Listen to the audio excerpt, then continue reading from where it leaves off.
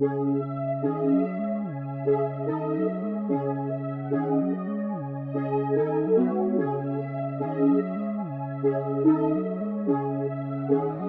about to call Luca. Mă rupe sonorul pe beat-ul ăsta, sunt geek as fuck. Mă cheamă Ozan să merg la ea, fuci thick as fuck. Am chile la mine, bitch, I got some pounds in the trunk. Ai grijă cu mine, pistol ca în Glock cu tucked.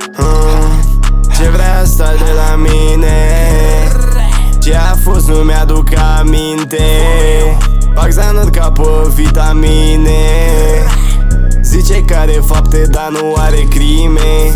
Are doar filme, e o pistă în sine.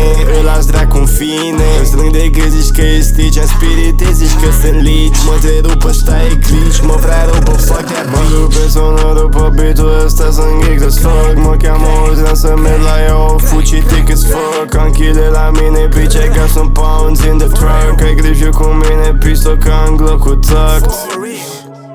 Și astăzi încercă prost. Vrea numai grame de cox. Dar să mă doi mai dau. Hidrolic să-i dai și lau. Să mă de mai dau, să mă de mai fac vreo faptă. Astea mă văd toate că-s dulce gen ciocolată. Zice că am avut-o, dar cu aia când vreodată. Ești numai o pistă care e și disperată. Lasă-mă în pace că nu te vreau niciodată. Mă vorbește aiurea că am futut nu știu ce fată. Mănâncă căcat că pista e doar geloasă. Lasă-mă în pace, te-n pula mea de ratată. Care e faza, care e că nu înțeleg. Astea vor iubire, eu le fuci după plec.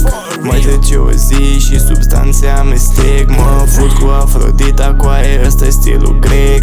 Mă rupe sonorul pe beat-ul ăsta, sunt geek as fuck. Mă cheamă Ozan să merg la ea, o fuci thick as fuck. Am chile la mine, bitch, I got some pounds in the trunk. Ai grijă cu mine, pistol ca în Glock cu tucked.